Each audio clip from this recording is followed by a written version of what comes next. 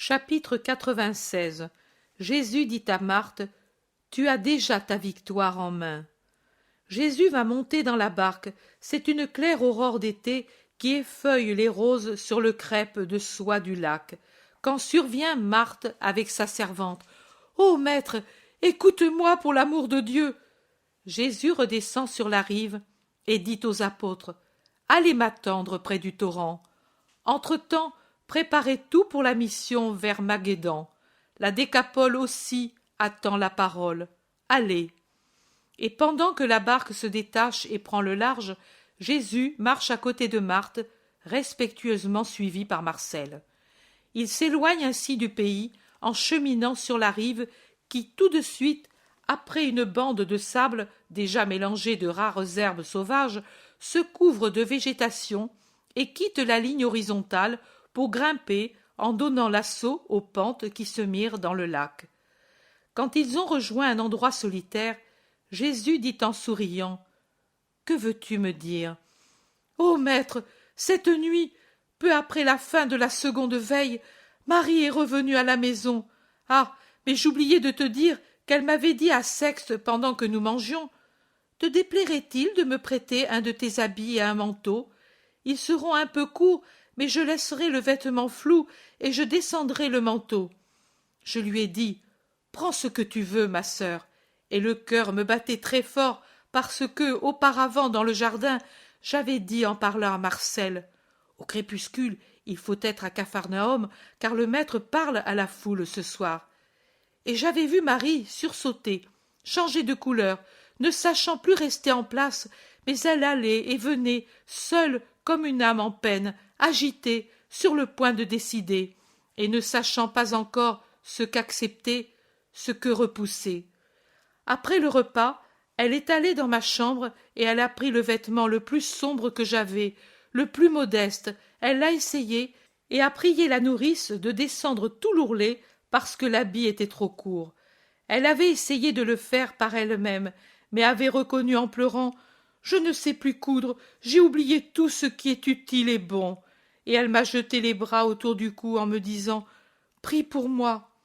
Elle est sortie seule, au crépuscule.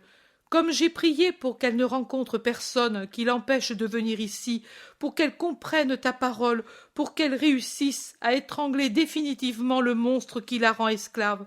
Regarde, j'ai ajouté à ma ceinture ta ceinture bien serrée sous l'autre, et quand je sentais la pression du cuir dur sur ma taille qui n'est pas habituée aux ceintures si rigides, je disais: Lui est plus fort que tout. Et puis, avec le char, on a vite fait, puis nous sommes venus, Marcel et moi. Je ne sais si tu nous as vus dans la foule, mais quelle douleur, quelle épine dans le cœur en ne voyant pas Marie. Je pensais: elle a regretté, elle est revenue à la maison, ou bien elle s'est enfuie, ne pouvant plus résister à mon autorité qu'elle avait réclamée. Je t'écoutais, et je pleurais sous mon voile. Ces paroles paraissaient faites pour elle, et elle ne les entendait pas. Je pensais ainsi, moi qui ne la voyais pas. Je suis revenue à la maison découragée. C'est vrai, je t'ai désobéi parce que tu m'avais dit: Si elle vient, attends-la à la maison. Mais considère mon cœur, maître, c'était ma sœur qui venait vers toi. Est-ce que je pouvais n'être pas là pour la voir près de toi? Et puis, tu m'avais dit: Elle sera brisée. Je voulais être près d'elle tout de suite pour la soutenir. J'étais agenouillée en larmes et en prière dans ma chambre, et la seconde veille était finie depuis longtemps quand elle est rentrée, si doucement que je ne l'ai entendue que quand elle est tombée sur moi, me serrant étroitement dans ses bras et disant: C'est vrai tout ce que tu dis, sœur bénie, et même c'est beaucoup plus que tu ne dis. Sa miséricorde est beaucoup plus grande. Ô ma Marthe, tu n'as plus besoin de me retenir. Tu ne me verras plus cynique et désespérée. Tu ne m'entendras plus dire pour ne pas penser. Maintenant je veux penser, je sais à quoi penser, à la bonté faite chère. Tu as prié, ma sœur, certainement tu as prié pour moi, mais tu as déjà ta victoire en main. Ta Marie, qui ne veut plus pécher, qui renaît maintenant, la voilà. Regarde-la bien en face, car c'est une nouvelle Marie au visage lavé par les pleurs de l'espérance et du repentir.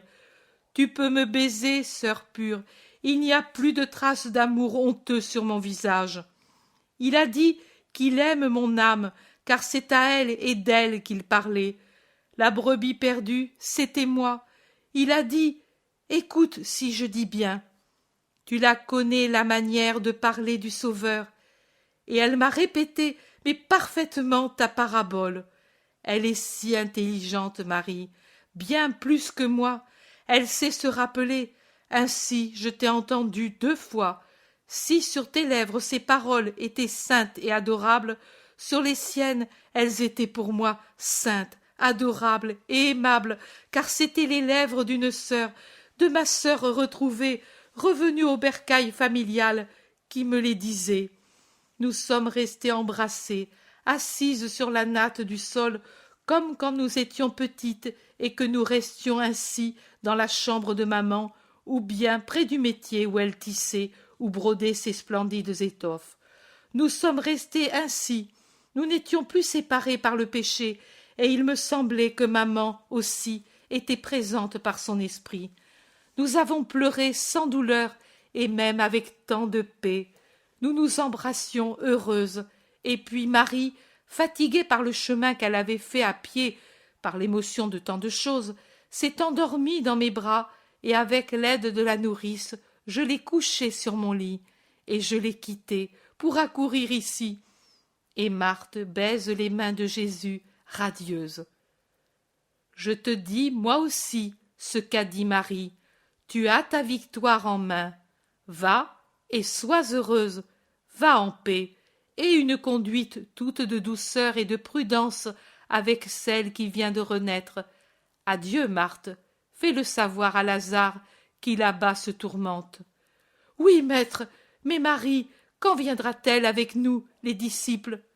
Jésus sourit et dit, le Créateur a fait la création en 6 jours, et le 7e, il s'est reposé. Je comprends, il faut avoir de la patience. Patience, oui. Ne pas soupirer, c'est une vertu cela aussi. La paix à vous, femmes, nous nous reverrons bientôt. Et Jésus les quitte pour aller vers le lac où la barque attend près de la rive. Chapitre 97. Marie-Madeleine dans la maison du pharisien Simon. Pour me réconforter de mes souffrances complexes et me faire oublier les méchancetés des hommes, mon Jésus m'accorde cette suave contemplation.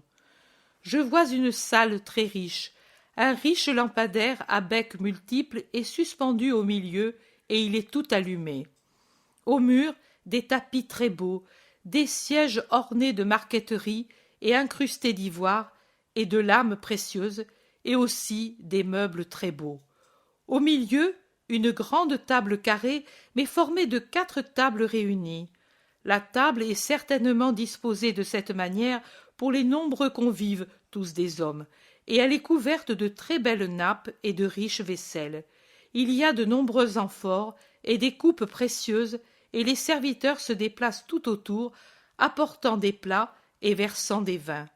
Au milieu du carré, il n'y a personne. Je vois le très beau dallage sur lequel se reflète la lumière du lampadaire à huile. À l'extérieur, par contre, il y a de nombreux lits-sièges, tous occupés par des convives. Il me semble me trouver dans l'angle à moitié obscur, situé au fond de la salle, près d'une porte qui est grande ouverte, à l'extérieur, mais qui est en même temps fermée par un lourd tapis ou tapisserie qui pend de son architrave. Du côté le plus éloigné de la porte se trouve le maître de maison avec les invités de marque. C'est un homme âgé, vêtu d'une ample tunique blanche serrée à la taille par une ceinture brodée. L'habit a aussi au cou, au bord des manches et du vêtement lui-même, des bandes de broderie appliquées comme si c'étaient des rubans brodés ou des galons, si on préfère les appeler ainsi. Mais la figure de ce petit vieux ne me plaît pas. C'est un visage méchant, froid, orgueilleux et avide. À l'opposé, en face de lui, se trouve mon Jésus. Je le vois de côté, je dirais presque par derrière. Il a son vêtement blanc habituel, des sandales, les cheveux séparés en deux sur le front et longs comme toujours. Je remarque que lui et tous les convives ne sont pas allongés comme je croyais qu'on l'était sur ces lits-sièges, c'est-à-dire perpendiculairement à la table, mais parallèlement. Dans la vision des noces de Cana, je n'avais pas fait beaucoup attention à ce détail. J'avais vu qu'il mangeait appuyé sur le coude gauche, mais il me semblait qu'il n'était pas couché parce que les lits étaient moins luxueux et beaucoup plus courts. Ceux-ci sont de vrais lits. Ils ressemblent aux divans modernes, à la mode turque. Jésus a Jean pour voisin, et comme Jésus s'appuie sur le coude gauche comme tout le monde, il en résulte que Jean se trouve encastré entre la table et le corps du Seigneur, arrivant avec son coude gauche à l'aine du maître, de manière à ne pas le gêner pour manger et à lui permettre aussi, s'il le veut, de s'appuyer confidentiellement sur sa poitrine. Il n'y a pas de femme. Tout le monde parle, et le maître de maison s'adresse de temps en temps à Jésus avec une familiarité pleine d'affectation et une condescendance manifeste. Il est clair qu'il veut lui montrer et montrer à tous ceux qui sont présents qu'il lui a fait un grand honneur de l'inviter dans sa riche maison. Lui, pauvre prophète, que l'on juge aussi un peu exalté. Je vois que Jésus répond avec courtoisie, paisiblement. Il sourit de son léger sourire à ceux qui l'interrogent.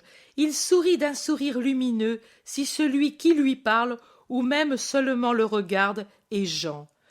Je vois se lever la riche tapisserie qui couvre l'embrasure de la porte et entrer une femme jeune, très belle, richement vêtue et soigneusement coiffée. La chevelure blonde très épaisse fait sur sa tête un véritable ornement de mèches artistement tressées. Elle semble porter un casque d'or tout en relief, tellement la chevelure est fournie et brillante. Elle a un vêtement dont je dirais qu'il est très excentrique et compliqué si je le compare à celui que j'ai toujours vu à la Vierge Marie. Des boucles sur les épaules, des bijoux pour retenir les froncis en haut de la poitrine, des chaînettes d'or pour dessiner la poitrine, une ceinture avec des boucles d'or et des pierres précieuses, un vêtement provoquant qui fait ressortir les lignes de son très beau corps. Sur la tête, un voile si léger qu'il ne voile rien. Ce n'est qu'une parure, c'est tout. Aux pieds, de très riches sandales avec des boucles d'or, des sandales de cuir rouge avec des brides entrelacées aux chevilles. Tous, sauf Jésus, se retournent pour la regarder.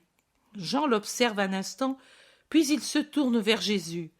Les autres la fixent avec une visible et mauvaise gourmandise. Mais la femme ne les regarde pas du tout et ne se soucie pas du murmure qui s'est élevé à son entrée et des clins d'œil de tous les convives, excepté Jésus et le disciple.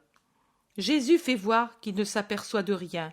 Il continue de parler en terminant la conversation qu'il avait engagée avec le maître de maison. La femme se dirige vers Jésus et s'agenouille près des pieds du maître. Elle pose par terre un petit vase en forme d'amphore très ventru, enlève de sa tête son voile en détachant l'épingle précieuse qui le retenait fixé aux cheveux. Elle enlève les bagues de ses doigts et pose le tout sur le lit-siège près des pieds de Jésus. Ensuite, elle prend dans ses mains les pieds de Jésus, d'abord celui de droite, puis celui de gauche, et en délace les sandales, les dépose sur le sol, puis elle lui baise les pieds en sanglotant, et y appuie son front. Elle les caresse, et ses larmes tombent comme une pluie qui brille à la lumière du lampadaire et qui arrose la peau de ses pieds adorables. Jésus tourne lentement la tête, à peine, et son regard bleu sombre se pose un instant sur la tête inclinée, un regard qui absout, puis il regarde de nouveau vers le milieu, il la laisse libre dans son épanchement. Mais les autres, non, ils plaisantent entre eux, font des clins d'œil, ricanent, et le pharisien se met assis un moment pour mieux voir, et son regard exprime désir, contrariété, ironie. C'est de sa part la convoitise pour la femme, Ce sentiment est évident. Il est fâché, d'autre part, qu'elle soit entrée si librement, ce qui pourrait faire penser aux autres que la femme est une habituée de la maison. C'est enfin un coup d'œil ironique à Jésus. Mais la femme ne fait attention à rien. Elle continue de verser des larmes abondantes sans un cri. Seulement de grosses larmes et de rares sanglots. Ensuite, elle dénoue ses cheveux en retirant les épingles d'or qui tenaient en place sa coiffure compliquée, et elle pose aussi ses épingles près des bagues et de la grosse épingle qui maintenait le voile. Les écheveaux d'or se déroulent sur les épaules. Elle les prend à deux mains, les ramène sur sa poitrine et les passe sur les pieds mouillés de Jésus jusqu'à ce qu'ils soient secs. Puis elle plonge les doigts dans le petit vase et en retire une pommade légèrement jaune et très odorante. Un parfum qui tient du lys et de la tubéreuse se répand dans toute la salle. La femme y puise largement, elle étend, elle enduit, baise et caresse. Jésus de temps en temps la regarde avec une affectueuse pitié. Jean, qui s'est retourné étonné en entendant les sanglots, ne peut détacher le regard du groupe de Jésus et de la femme. Ils regardent alternativement l'un et l'autre. Le visage du pharisien est de plus en plus hargneux. J'entends ici les paroles connues de l'Évangile, et je les entends dites sur un ton et accompagnées d'un regard qui font baisser la tête au vieillard haineux. J'entends les paroles d'absolution adressées à la femme qui s'en va en laissant ses bijoux aux pieds de Jésus. Elle a enroulé son voile autour de sa tête en y enserrant le mieux possible sa chevelure défaite. Jésus, en lui disant « Va en paix », lui pose un instant la main sur sa tête inclinée, mais avec une extrême douceur, extrême douceur, extrême douceur. Chapitre 98. Il est beaucoup pardonné à qui aime beaucoup. Jésus maintenant me dit: ce qui a fait baisser la tête aux pharisiens et à ses amis, et ce que l'Évangile ne rapporte pas, ce sont les paroles que mon esprit, par mon regard, ont dardées et enfoncées dans cette âme sèche et avide. J'ai répondu avec beaucoup plus de force que je ne l'aurais fait par des paroles, car rien ne m'était caché des pensées des hommes. Et lui m'a compris dans mon langage muet, qui était encore plus lourd de reproches que ne l'auraient été mes paroles. Je lui ai dit: non, ne fais pas d'insinuations malveillantes pour te justifier à tes propres yeux. Moi, je n'ai pas ta passion vicieuse. Cette femme ne vient pas à moi poussée par la sensualité. Je ne suis pas comme toi, ni comme sont tes semblables. Elle vient à moi parce que mon regard et ma parole, entendus par pur hasard, ont éclairé son âme où la luxure avait créé les ténèbres, et elle vient parce qu'elle veut vaincre la sensualité, et elle comprend la pauvre créature qu'à elle seule elle n'y arriverait jamais. C'est l'esprit qu'elle aime en moi, rien que l'esprit, qu'elle sent surnaturellement bon.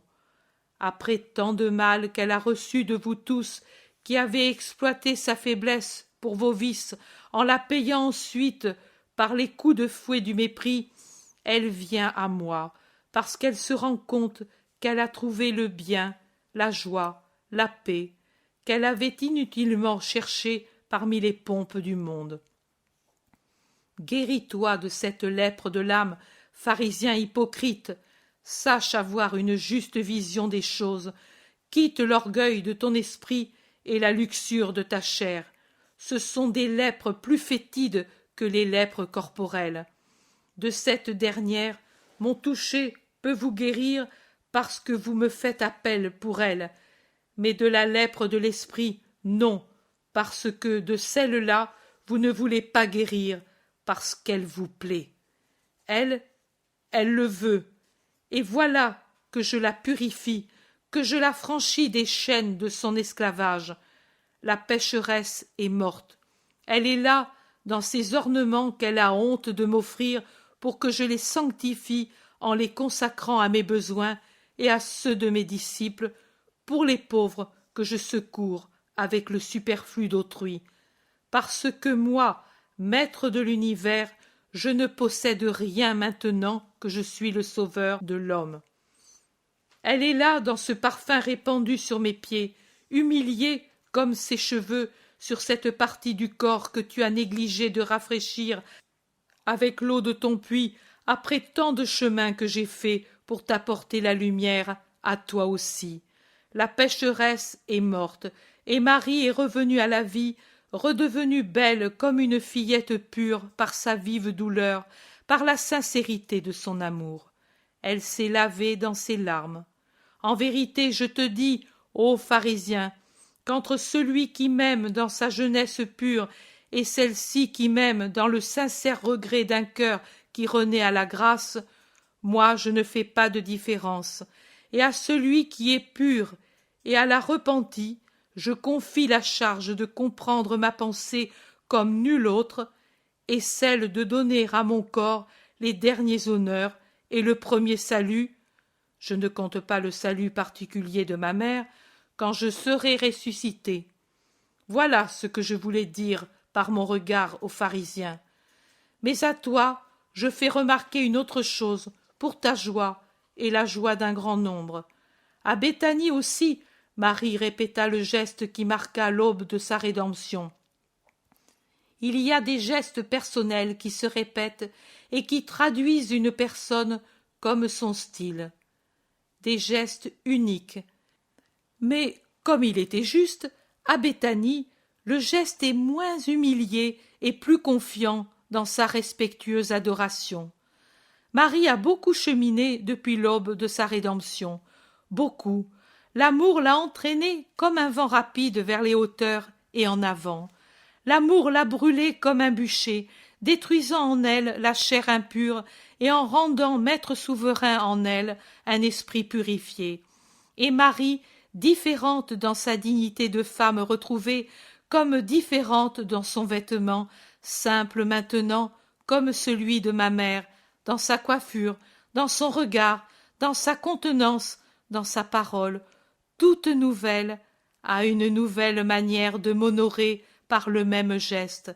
Elle prend le dernier de ces vases de parfums, mis en réserve pour moi, et me le répand sur les pieds, sans pleurer, avec un regard que rendent joyeux l'amour et la certitude d'être pardonnée et sauvée, et sur la tête. Elle peut bien me faire cette onction et me toucher maintenant la tête. Marie, le repentir et l'amour l'ont purifiée avec le feu des séraphins, et elle est un séraphin. Dis-le à toi-même, ô Maria, ma petite voix, dis-le aux âmes, va, dis-le aux âmes qui n'osent pas venir à moi parce qu'elles se sentent coupables. Il est beaucoup, beaucoup, beaucoup pardonné à qui aime beaucoup. À qui m'aime beaucoup? Vous ne savez pas, pauvres âmes, comme vous aime le Sauveur. Ne craignez rien de moi. Venez, avec confiance, avec courage, je vous ouvre mon cœur et mes bras. Souvenez-vous-en toujours, je ne fais pas de différence entre celui qui m'aime avec une pureté intacte et celui qui m'aime avec le sincère regret d'un cœur qui renaît à la grâce. Je suis le Sauveur. Souvenez-vous-en toujours. Va en paix, je te bénis. Je te bénis. Je te bénis. Chapitre 99. Considération sur la conversion de Marie-Madeleine. Aujourd'hui, je n'ai pas cessé de penser à la dictée de Jésus d'hier soir et à ce que je voyais et comprenais même sans qu'il parle. Cependant, je vous dis incidemment que les conversations des convives, pour celles que je comprenais, c'est-à-dire celles qui s'adressaient particulièrement à Jésus, roulaient sur les événements du jour, les Romains, leurs oppositions à la loi, et puis la mission de Jésus en tant que maître d'une nouvelle école. Mais sous une apparence bienveillante, on comprenait que c'étaient des questions retorses et captieuses posées pour le mettre dans l'embarras, chose qui n'était pas facile, parce que Jésus, opposer en peu de mots à toute remarque une réponse juste et décisive. Comme on lui demandait par exemple de quelle école ou secte particulière il s'était fait le nouveau maître, il répondit simplement « de l'école de Dieu ». C'est lui que je suis en sa sainte loi, et c'est de lui que je me soucie en faisant en sorte que pour ces petits, et il regardait Jean avec amour, et en Jean il regardait tous ceux qui ont le cœur droit, elle soit renouvelée complètement en son essence, comme l'était le jour que le Seigneur Dieu la promulgua sur le Sinaï. Je ramène les hommes à la lumière de Dieu. À une autre question sur ce qu'il pensait de l'abus de César, qui s'était rendu le maître souverain de la Palestine, il avait répondu « César est ce qu'il est parce que c'est la volonté de Dieu. » Rappelez-vous le prophète Isaïe. N'appelle-t-il pas, lui, par inspiration divine, Assur, le bâton de sa colère, la verge qui punit le peuple de Dieu qui s'est trop séparé de Dieu, et à la feinte pour vêtements et pour esprit? Et ne dit-il pas qu'après s'en être servi pour punir, il le brisera parce qu'il aura abusé de sa fonction en devenant orgueilleux et féroce? Ce sont les deux réponses qui m'ont le plus frappé. Ce soir, ensuite, mon Jésus me dit en souriant « Je devrais t'appeler comme Daniel, tu es celle qui désire et qui m'est chère parce que tu désires tant ton Dieu, et je pourrais continuer à te dire ce qui fut dit à Daniel par mon ange. Ne crains pas, parce que, dès le premier jour où tu as appliqué ton cœur à comprendre et à t'affliger en présence de Dieu, tes prières ont été exaucées, et je suis venu à cause d'elles.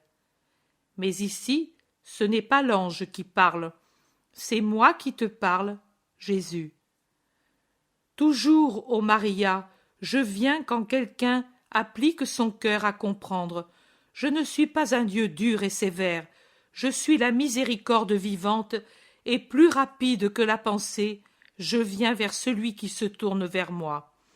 Même pour la pauvre Marie de Magdala, si plongée dans son péché, je suis venu rapidement avec mon esprit, dès que j'ai senti s'élever en elle le désir de comprendre la lumière de Dieu et son état de ténèbres.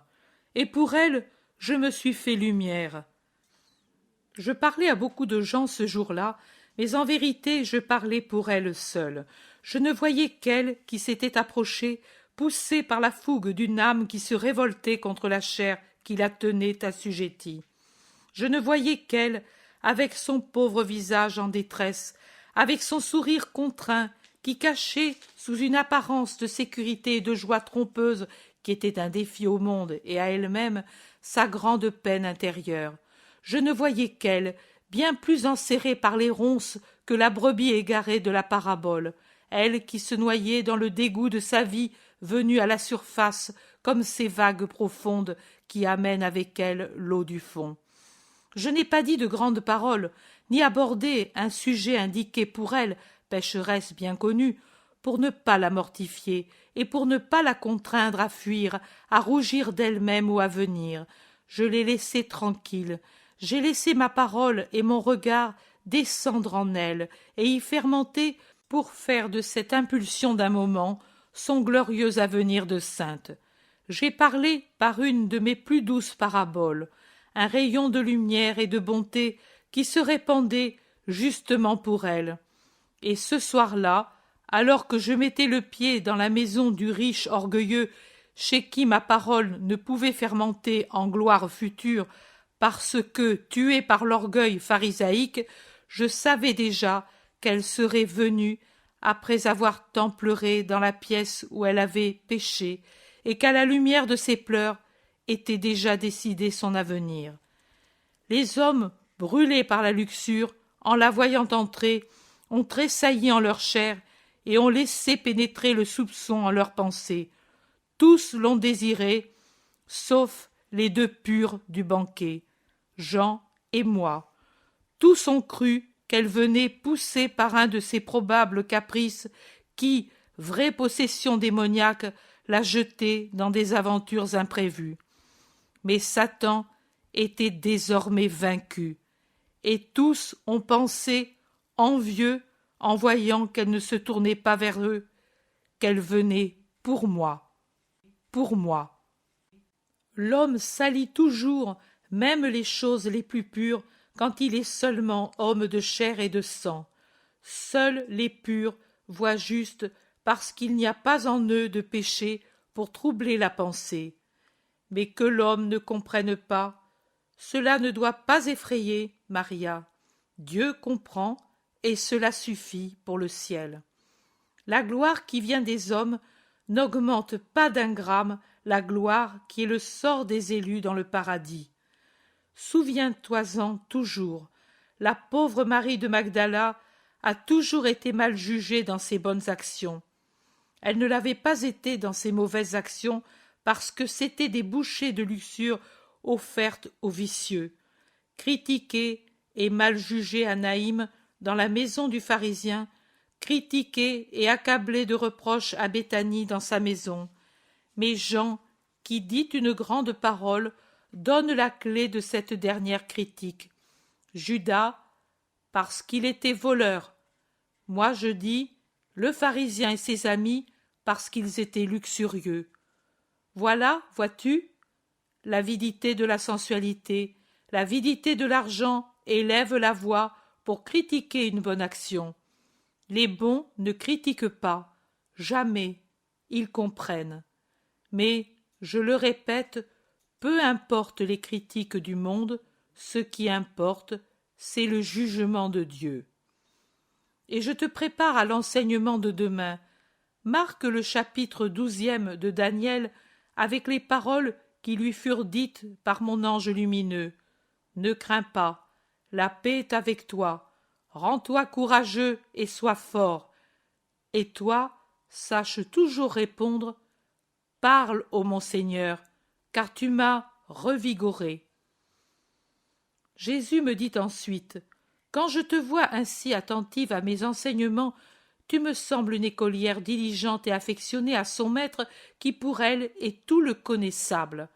Quand d'autre part tu découvres par toi-même des détails nouveaux, tu fais des observations, et cela au cours des visions, tu me fais penser à un bon petit que son père tient par sa menotte, en le conduisant devant ce qu'il veut que son enfant voie pour devenir plus intelligent, mais qui, en même temps, n'intervient pas pour donner à son petit la joie de découvrir quelque chose de nouveau et de se sentir grandir par lui-même en fait de pensée. Pour faire cela, tu dois être toujours libre des soucis humains, toujours plus libre, tu dois avoir toujours plus d'assurance pour marcher à l'aise dans les sentiers de la contemplation, et toujours plus tranquille et confiante en moi qui te tiens par la main. Un père ne le laisse pas voir, mais par 1000 détours que l'amour lui inspire, il arrive à ce que son enfant voie telle chose que lui veut que son enfant voie. Ô moi, je suis le plus aimant des pères et le plus patient des maîtres pour mes petits, et quand je peux en tenir un par la main, docile et attentif, je suis heureux. Heureux d'être maître et père. Il est si difficile que mes créatures mettent avec confiance leurs mains dans ma main pour être conduites, instruites par moi, et pour me dire « Je t'aime par-dessus toute chose et avec tout moi-même », à celles-là, peu nombreuses, qui sont ainsi toutes miennes sans réserve. Moi, j'ouvre les trésors des révélations et des contemplations, et je me donne sans réserve. C'est pourquoi, Maria, puisque je vous choisis pour faire connaître ma divinité dans ses différentes manifestations à ceux qui ont besoin d'être réveillés et amenés à entrevoir Dieu, souviens-toi d'être tout à fait scrupuleuse pour répéter ce que tu vois.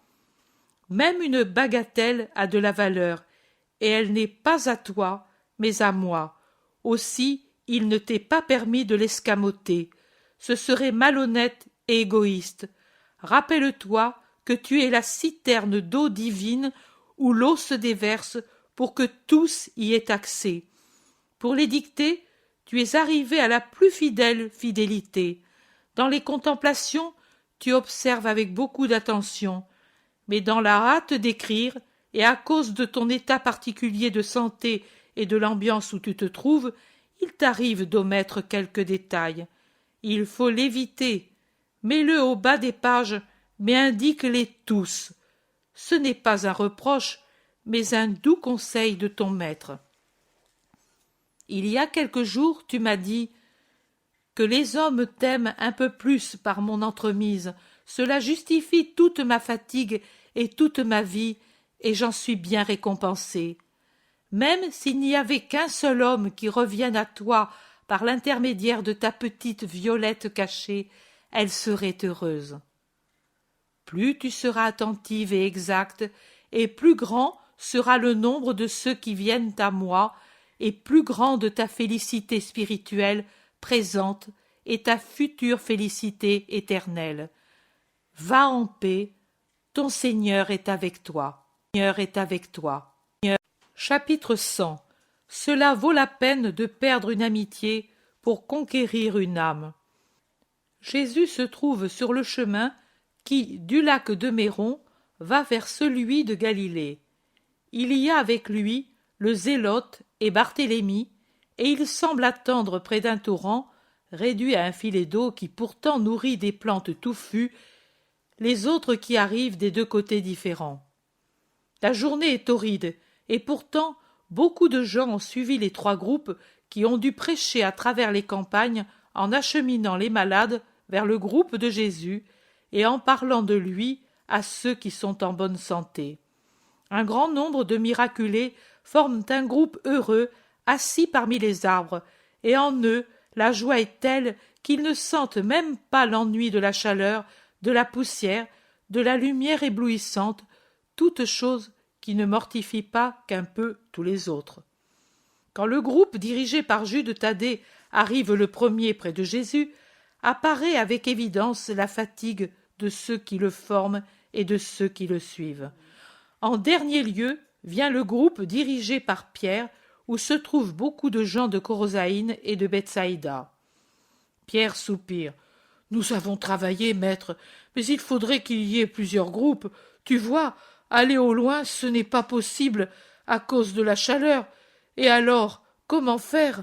On dirait que le monde s'agrandisse au fur et à mesure que nous travaillons davantage, en éparpillant les pays et en allongeant les distances. Je ne m'étais jamais rendu compte que la Galilée était si grande.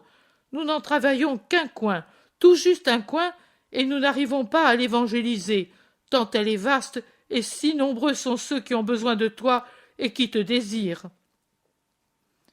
« Ce n'est pas que le monde s'agrandisse, Simon, » répond le Thaddée, « c'est que s'étend la notoriété de notre maître. » Jacques de Zébédée dit « Oui, c'est vrai, regarde combien de gens.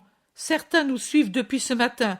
Aux heures les plus chaudes, nous nous sommes réfugiés dans un bois, mais même maintenant que le soir approche, la marche est pénible, et ces pauvres gens sont beaucoup plus loin de leur maison que nous.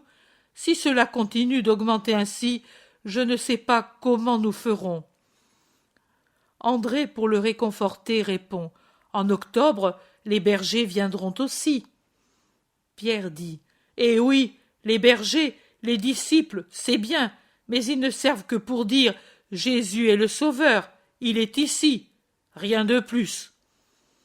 Mais au moins, les gens sauront où le trouver. Maintenant, au contraire, nous venons ici et eux accourent ici. Pendant qu'ils viennent ici, nous allons ailleurs et eux doivent nous courir après. Et avec des enfants et des malades, ce n'est pas bien pratique. Jésus parle. « Tu as raison, Simon-Pierre. J'ai moi aussi compassion de ces âmes et de ces foules. Pour beaucoup, ne pas me trouver à un moment donné, ce peut être une cause irréparable de malheur.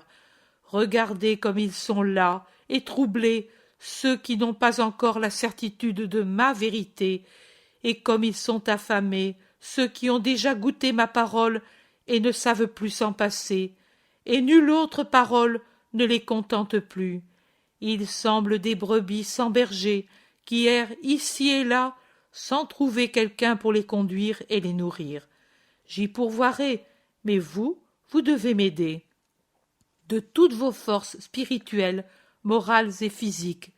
Ce n'est plus en groupes nombreux, mais 2 par 2 que vous devez savoir aller. Et j'enverrai 2 par 2 les meilleurs des disciples. C'est que la moisson est vraiment grande. Oh, cet été, je vous préparerai à cette grande mission. Pour Tammuz, nous serons rejoints par Isaac avec les meilleurs disciples, et je vous préparerai. Vous n'y suffirez pas encore, car si la moisson est vraiment grande, les ouvriers, en revanche, sont peu nombreux. Priez donc le maître de la terre qu'il envoie beaucoup d'ouvriers à sa moisson. Jacques d'Alphée dit « Oui, monseigneur, mais cela ne changera pas beaucoup la situation de ceux qui te cherchent. » Pourquoi, mon frère? Parce qu'ils ne cherchent pas seulement la doctrine et la parole de vie, mais aussi la guérison de leur langueur, de leurs maladies, de toutes leurs infirmités que la vie ou Satan apporte à la partie inférieure ou supérieure de leur être, et cela, il n'y a que toi qui puisses le faire, parce qu'en toi il y a la puissance. Ceux qui sont teints avec moi arriveront à faire ce que je fais, et les pauvres seront secourus dans toute leur misère. Mais vous n'avez pas encore en vous ce qu'il faut pour le faire. Essayez de vous surpasser vous-même, de fouler vos tendances humaines pour faire triompher l'esprit. Assimilez non seulement ma parole, mais son esprit, c'est-à-dire sanctifiez-vous par elle, et ensuite vous pourrez tout. Et maintenant, allons leur dire ma parole, puisqu'ils ne veulent pas s'en aller sans que je leur ai donné la parole de Dieu. Et ensuite, nous retournerons à Capharnaüm. Là aussi, il y a des gens qui attendent. Seigneur, mais est-ce vrai que Marie de Magdala t'a demandé pardon dans la maison du pharisien? C'est vrai, Thomas. Philippe demande, et tu le lui as donné? Je le lui ai donné. Barthélemy s'écrie, mais tu as mal fait. Pourquoi? Elle avait un repentir sincère et méritait le pardon. Judas lui reproche, mais tu ne devais pas le lui donner dans cette maison, publiquement. Mais je ne vois pas en quoi je me suis trompé. En ceci, tu sais ce que sont les pharisiens, combien d'arguties ils ont en tête, comme ils te surveillent, comme ils te calomnient, comme ils te haïssent. Il y en avait un à Capharnaüm qui était un ami, et c'était Simon. Et tu appelles dans sa maison une prostituée pour profaner sa maison et scandaliser l'ami Simon? Je ne l'ai pas appelée, moi. Elle y est venue. Ce n'était pas une prostituée, c'était une repentie. Cela change beaucoup.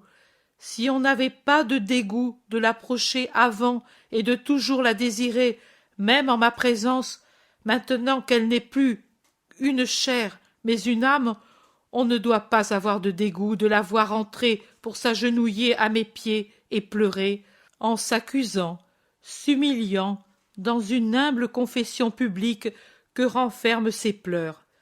Simon le pharisien a eu sa maison sanctifiée par un grand miracle, la résurrection d'une âme.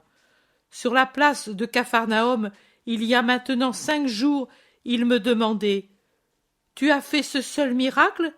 Et il répondait lui-même « Certainement pas », et il avait un grand désir d'en voir un. Je le lui ai donné. Je l'ai choisi pour être le témoin, le paranymphe de ses fiançailles de l'âme avec la grâce.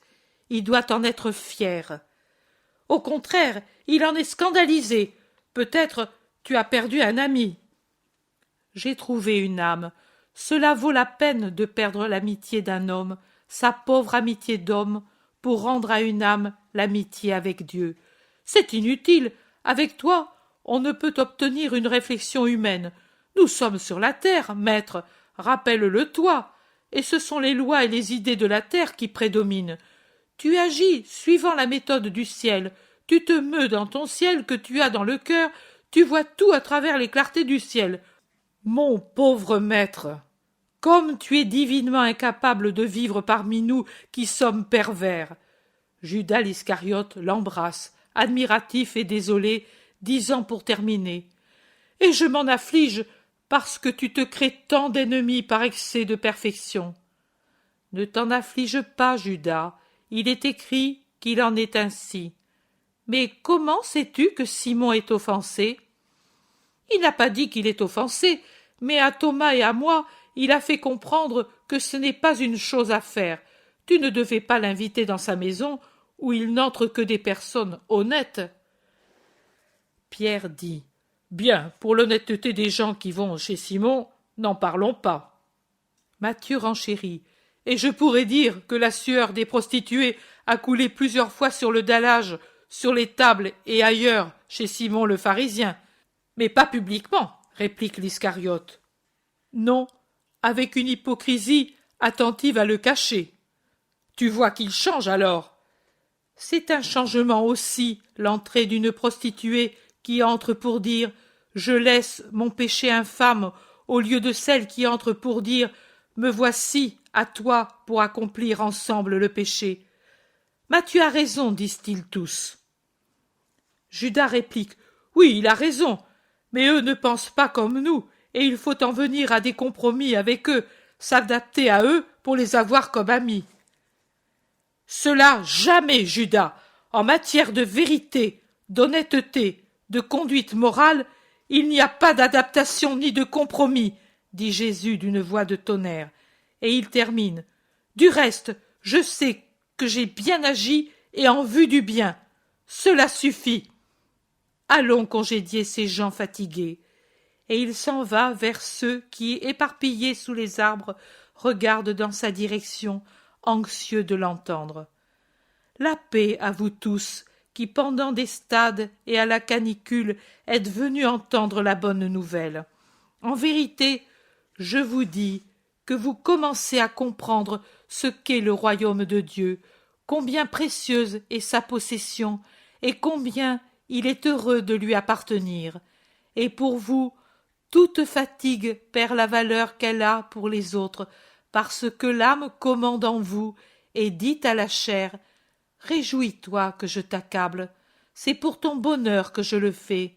Quand tu seras réuni à moi, après la résurrection finale, tu m'aimeras dans la mesure où je t'ai piétiné, et tu verras en moi ton second sauveur. N'est-ce pas ce que dit votre esprit? Mais bien sûr qu'il le dit. Vous, maintenant, vous basez vos actions sur l'enseignement de mes paraboles lointaines. Mais maintenant, je vous donne d'autres lumières pour vous rendre toujours plus énamourés de ce royaume qui vous attend et dont la valeur est sans mesure. Écoutez, un homme était allé par hasard dans un champ pour prendre du terreau et le porter dans son jardin. Voilà qu'en creusant avec fatigue la terre dure, il trouve sous une couche de terre un filon de métal précieux. Que fait alors cet homme? Il recouvre de terre sa découverte. Il n'hésite pas à travailler davantage encore, car la découverte en vaut la peine. Et puis, il va chez lui, rassemble toutes ses richesses en argent et en objets, et ces derniers, il les vend pour avoir beaucoup d'argent. Puis, il va trouver le propriétaire du champ et lui dit: « Ton champ me plaît, combien en veux-tu » ? « Mais il n'est pas à vendre, dit l'autre. Mais l'homme offre une somme toujours plus forte, disproportionnée avec la valeur du champ, et il finit par décider le propriétaire, qui pense: « Cet homme est fou, mais puisqu'il l'est, j'en profite. Je prends la somme qu'il m'offre. Ce n'est pas de l'usure, puisque c'est lui qui veut me la donner. Avec elle, je m'achèterai au moins 3 autres champs et plus beaux. » Et il vend, convaincu d'avoir fait une affaire merveilleuse. Mais au contraire, c'est l'autre qui fait une bonne affaire, car il se prive d'objets qu'un voleur peut emporter ou que l'on peut perdre ou consommer, et il se procure un trésor qui, parce qu'il est vrai, naturel, est inépuisable. Cela vaut donc la peine qu'il sacrifie ce qu'il a pour cette acquisition, en restant pendant quelque temps avec la seule possession du champ, mais en réalité, il possède pour toujours le trésor qui y est caché. Vous l'avez compris, et vous faites comme l'homme de la parabole. Quittez les richesses éphémères pour posséder le royaume des cieux. Vous les vendez aux imbéciles de ce monde, les leur cédez. Acceptez qu'on se moque de vous pour ce qui, aux yeux du monde, paraît une sotte manière d'agir. Agissez ainsi, toujours, et un jour votre Père qui est dans les cieux, avec joie vous donnera votre place dans le royaume. Retournez dans vos maisons avant que vienne le sabbat, et pendant le jour du Seigneur, pensez à la parabole du trésor qu'est le royaume céleste. La paix soit avec vous. Les gens s'éparpillent lentement sur les routes et les sentiers de campagne pendant que Jésus s'en va en direction de Capharnaüm dans le soir qui descend. Il y arrive en pleine nuit. Il traverse en silence la ville silencieuse au clair de lune qui est la seule lampe qui existe pour les ruelles obscures et mal pavées. Ils entrent en silence dans le petit jardin à côté de la maison, croyant que tout le monde est au lit. Mais au contraire, une lampe luit dans la cuisine et trois ombres, rendues mobiles par le mouvement de la flamme, se projettent sur le muret blanc du four qui est tout près. « Il y a des gens qui t'attendent, maître, mais cela ne peut pas aller ainsi. Maintenant je vais leur dire que tu es trop fatigué. Monte sur la terrasse en attendant. » « Non, Simon, je vais à la cuisine. Si Thomas a retenu ces personnes, c'est signe qu'il y a un motif sérieux. » Mais pendant ce temps, ceux qui sont à l'intérieur ont entendu le chuchotement et Thomas, le propriétaire de la maison, vient sur le seuil. « Maître, il y a la dame habituelle. Elle t'attend depuis hier au coucher du soleil. Elle est avec un serviteur. Et puis à voix basse, elle est très agitée. Elle pleure sans arrêt. C'est bien. Dis-lui de venir en haut. Où a-t-elle dormi ? Elle ne voulait pas dormir, mais finalement elle s'est retirée pour quelques heures vers l'aube dans ma chambre. Le serviteur, je l'ai fait dormir dans un de vos lits. C'est bien. Il y dormira encore cette nuit, et toi, tu dormiras dans le mien. Non, maître, j'irai sur la terrasse, sur des nattes. Je dormirai aussi bien. Jésus monte sur la terrasse. Voilà Marthe qui monte, elle aussi. La paix à toi, Marthe. Un sanglot lui répond. Tu pleures encore? Mais n'es-tu pas heureuse? De la tête, Marthe fait signe que non. Mais pourquoi donc? Une longue pause pleine de sanglots. Enfin, dans un gémissement. Depuis plusieurs soirs, Marie n'est plus revenue, et on ne la trouve pas. Ni moi, ni la nourrice, ni Marcel ne la trouvons. Elle était sortie en commandant le char. Elle était très bien mise. Oh, elle n'avait pas voulu remettre mon vêtement. Elle n'était pas à moitié nue. Elle en a encore de ceci, mais elle était très provocante dans ceux, et elle avait pris avec elle or et parfum, et elle n'est plus revenue. Elle a renvoyé le serviteur aux premières maisons de Capharnaüm en disant « Je reviendrai avec une autre compagnie ». Mais elle n'est plus revenue. Elle nous a trompés. Ou bien elle s'est sentie seule, peut-être tentée, ou il lui est arrivé malheur. Elle n'est plus revenue. Et Marthe se glisse à genoux, en pleurant, la tête appuyée sur l'avant-bras qu'elle a mis sur un tas de sacs vides. Jésus la regarde et dit lentement, avec assurance, dominateur, « Ne pleure pas. Marie est venue à moi il y a 3 soirs. Elle m'a parfumé les pieds, elle a mis à mes pieds tous ses bijoux. Elle s'est consacrée ainsi et pour toujours, en prenant place parmi mes disciples. Ne la dénigre pas en ton cœur, elle t'a surpassé. »« Mais où est alors ma sœur ?» crie Marthe en relevant son visage bouleversé. « Pourquoi n'est-elle pas revenue à la maison? Elle a peut-être été attaquée. Elle a peut-être pris une barque et elle s'est noyée. Peut-être un amant qu'elle a repoussé l'a enlevée. Oh Marie, ma Marie, je l'avais retrouvée et je l'ai tout de suite perdue. » Marthe est vraiment hors d'elle. Elle ne pense plus que ceux qui sont en bas peuvent l'entendre. Elle ne pense plus que Jésus peut lui dire où est sa sœur. Elle se désespère sans plus réfléchir à rien. Jésus la prend par les poignets et la force à rester tranquille, à l'écouter. la dominant de sa haute taille et de son regard magnétique. Assez! Je veux que tu aies foi en mes paroles. Je veux que tu sois généreuse. Tu as compris? Il ne la laisse que quand Marthe s'est un peu calmée. Ta sœur est allée goûter sa joie, s'entourant d'une solitude sainte, parce qu'elle a en elle la pudeur supersensible de ceux qui sont rachetés. Je te l'ai dit à l'avance, elle ne peut supporter le regard doux mais inquisiteur des parents sur son nouveau vêtement d'épouse de la grâce. Et ce que je te dis est toujours vrai. Tu dois me croire. Oui, Seigneur, oui, mais ma Marie a été trop au pouvoir du démon. Il l'a reprise tout d'un coup, il se venge sur toi de la proie qu'il a perdue pour toujours. Dois-je donc voir que toi, la courageuse, tu deviens sa proie pour une frayeur folle et sans raison d'être?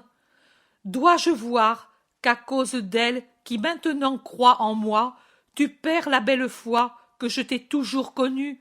Marthe, regarde-moi bien, écoute-moi, n'écoute pas Satan. Ne sais-tu pas que quand il est obligé d'abandonner sa proie par une victoire que Dieu remporte sur lui, il se met tout de suite à agir, cet inlassable bourreau des êtres, cet inlassable voleur des droits de Dieu, pour trouver d'autres proies? Ne sais-tu pas que ce sont les tortures d'une tierce personne qui résistent aux assauts parce qu'elle est bonne et fidèle, qui affermissent la guérison d'un autre esprit? Ne sais-tu pas que rien n'est isolé de tout ce qui arrive et existe dans la création, mais que tout suit une loi éternelle de dépendance et de conséquence qui fait qu'une action de quelqu'un a des répercussions naturelles et surnaturelles très étendues? Tu pleures ici, toi tu connais ici le doute atroce, et tu restes fidèle à ton Christ, même à cette heure de ténèbres. Là-bas, dans un endroit voisin que tu ne connais pas, Marie sent se dissoudre le dernier doute sur l'infinité du pardon qu'elle a obtenu. Ses pleurs se changent en sourires et ses ombres en lumière. C'est ton tourment qui l'a conduite là où se trouve la paix, là où les âmes se régénèrent auprès de la génératrice sans tache, auprès de celle qui est tellement vie qu'elle a obtenu de donner au monde le Christ qui est la vie. Ta sœur est chez ma mère. Oh, ce n'est pas la première qui rentre sa voile dans ce port paisible après que le doux rayon de la vivante étoile Marie l'a appelée sur ce sein d'amour par l'amour muet et actif de son Fils. Ta sœur est à Nazareth. Mais comment y est-elle allée, ne connaissant pas ta mère, ta maison, seule, pendant la nuit, ainsi, sans moyens, avec ce vêtement, un si long chemin? Comment? Comment? Comme l'hirondelle fatiguée va au nid natal, traversant mers et montagnes, triomphant des tempêtes, des nuages et des vents contraires. Comme vont les hirondelles au lieu de leur hivernage, par un instinct qui les guide, par une tiédeur qui les invite, par le soleil qui les appelle. Elle aussi est accourue vers le rayon qui l'appelle, vers la mer universelle. Et nous la verrons revenir à l'aurore, heureuse, sortie pour toujours des ténèbres, avec une mère à son côté, la mienne, et pour n'être jamais plus orpheline. Peux-tu croire cela? Oui, monseigneur. Marthe est comme fascinée. En effet, Jésus a été un dominateur, grand, debout et pourtant légèrement incliné au-dessus de Marthe agenouillée. Il a parlé lentement, d'un ton pénétrant, comme pour passer dans la disciple bouleversée. Peu de fois je l'ai vu avec cette puissance pour persuader par sa parole quelqu'un qui l'écoute. Mais à la fin, quelle lumière, quel sourire sur son visage! Marthe le reflète par un sourire et une lumière plus apaisée sur son propre visage. Et maintenant, va te reposer en paix. Et Marthe lui baise les mains et descend rassérénée, rassérénée.